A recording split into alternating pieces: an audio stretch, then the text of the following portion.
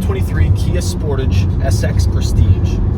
Okay, so really cool interior. You have red leather seats, and those seats are heated and cooling. Here in the middle cluster, you have those two. In the center, you have a heated steering wheel as well. That's cool.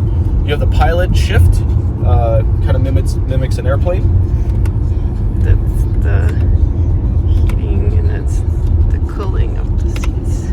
Moving up to the front display, you have a dual 12-inch displays. This is customizable. Normally I have it on maps and radio, but you can switch it around, have it go the opposite way. That's nice.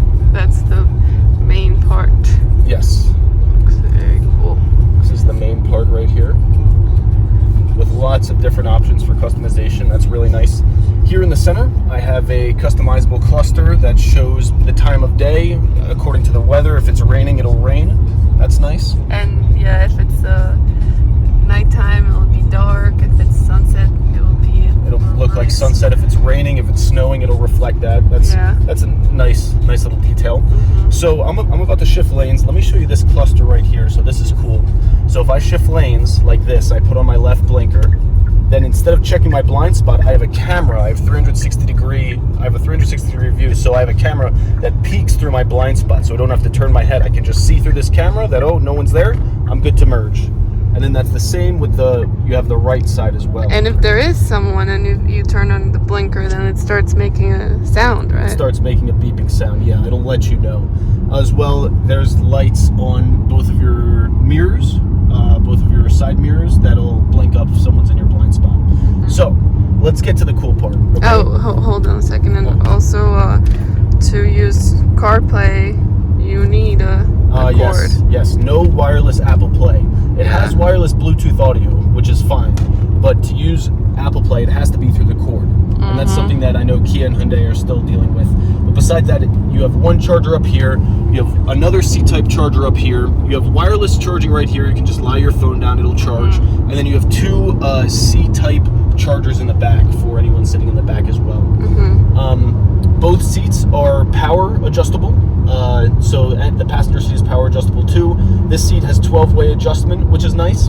And let's talk about the driving a little bit. Oh, you can check out the panoramic sunroof, and moonroof. Yeah. You can open it, but only this part, right? Yes. But it's pretty big, so yeah. Yeah, pretty big.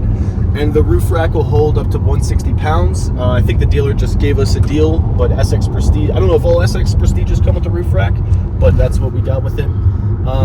Okay. Wait, also not adjustable, but the seats that have... yes. So it is memory seats. So essentially, you see an icon here that says seat 1, seat 2. So when I come in the car, I come in, if Paulina had just driven, then she has her seat saved as seat 2, and instead of manually adjusting the electronic seats myself, I just press seat 1 and it'll automatically bring the seat to my position to its exact level that I save it at. So that's nice. So you can just walk in, and every single time you'll just press it and it will go to your seating position. And also when you get in the car and sit down, then the seat moves forward a little bit because it lets you get in and get out with more space, and then it goes back to the closer position. Yes. And then you can also press the button if it was like the other number, and then it will go back to your number. So yeah. So that makes for nice, comfortable entry and exit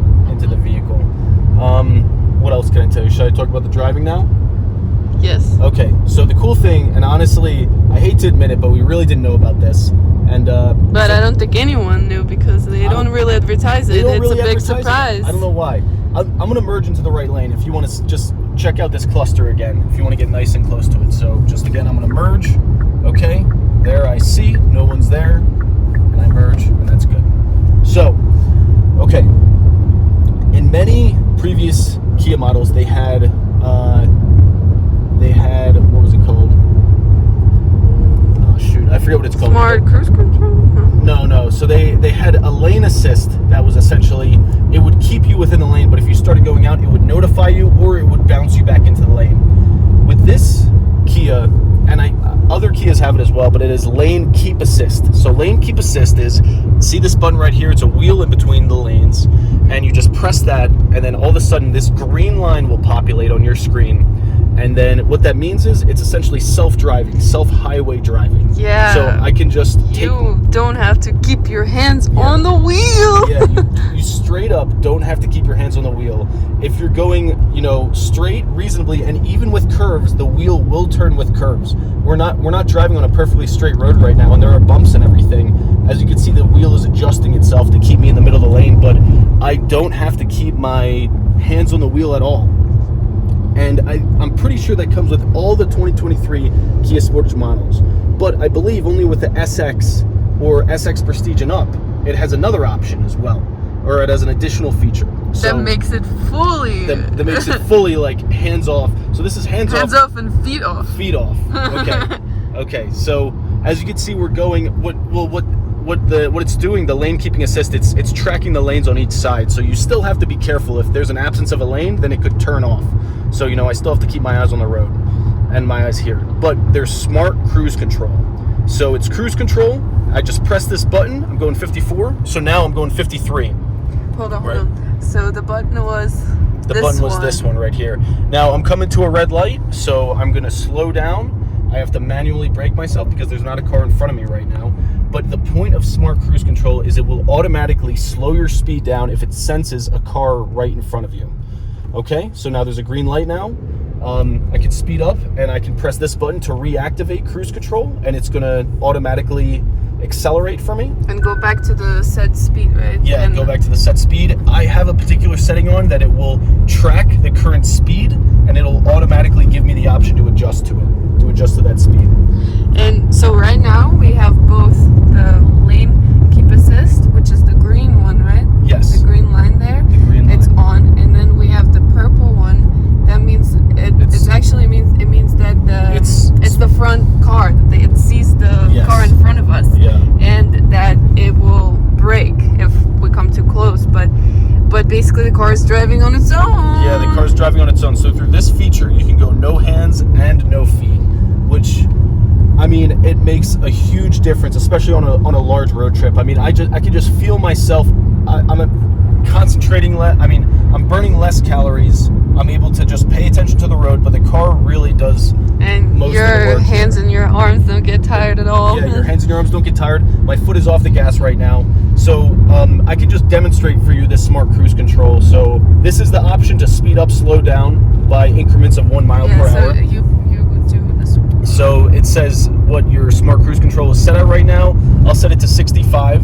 You push this thing up, right? Yes, you push this up and down, and pressing it forward will toggle it. And if you can see in the in the distance, there is a car in front of me. So everyone's speeding right now. Let me okay, now it's 65. Let me catch up to this car. So again, I'm going 75 miles per hour and it's doing all the work.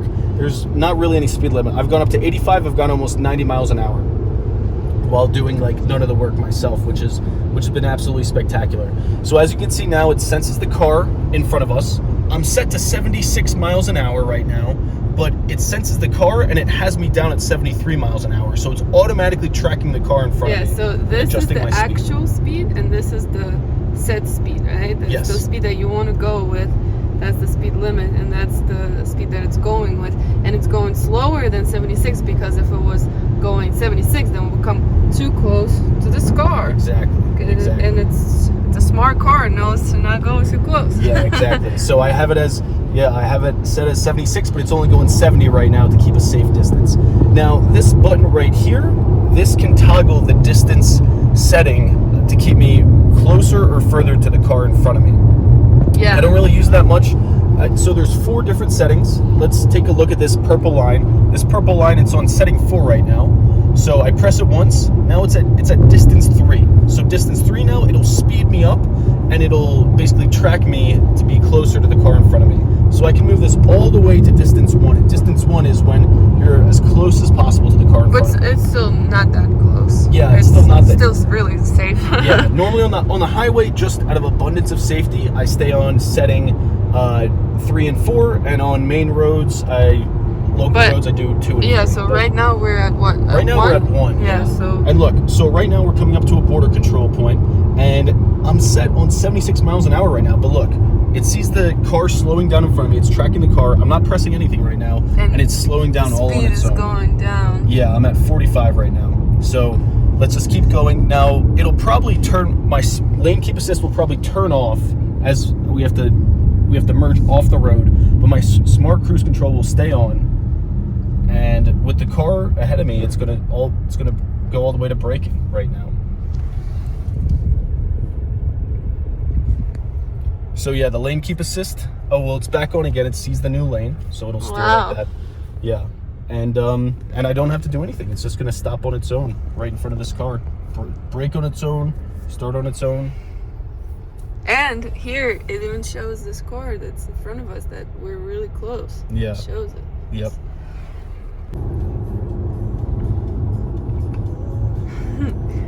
Another cool trick. You can adjust the size of these. Oh yeah. If you have a big bottle, just put it back. You can fit normal size bottles too. So that's cool. And other than that, you have drive mode right here. And drive mode, there's 3 different drive modes that'll populate here. You have normal, you have sport mode, which is a little zippier. You accelerate faster. Then you have smart mode, and smart mode, it kind of learns like your style of driving, and a lot of times it will, at higher speeds it'll accelerate at a normal pace, but at lower speeds it'll act more like sport mode, and kind of accelerate faster from 0 to 20 miles an hour or so. So that's cool. Yeah, lots of cool adjustable things. We could do a full breakdown later on, but you know, if you go into setup, you can do so many cool things. Screen layout. So yeah, cluster selection. We have on dynamic cluster right now here that will change with the weather and time of day. But you have your classic cluster, you have a sport cluster, and you have a smart cluster here. You can also link them to your driver mode, so you'll have your standard, your normal, your sport, and your smart as well. So it's pretty neat, pretty fun, right? You have lots of fun things. You have your own map, which is cool. Yeah. So but we are super satisfied. Yeah, we're super happy. Satisfied. Super satisfied. And the self-driving was a great surprise. And yeah. We would recommend, if you're thinking about getting a Kia Sportage, like they are extremely affordable at the lower end. Like the EX model and everything, you know, their MSRP is really affordable compared to the competitors. But if you want to get the SX Prestige, then it definitely holds its value. We believe that it was worth every penny that we bought it for, and it offers a lot of luxury items that you would have to pay $20,000 or $20,000 more for other brands. So overall, we haven't especially the self-driving, you wouldn't find that in other cars with the same trim level and for the same price. Yeah. There's like no competitors that offer the same price. So we're extremely happy about it, and we're ready to take this road trip to San Diego to drop it off, and we'll see it in Korea afterwards. Yay!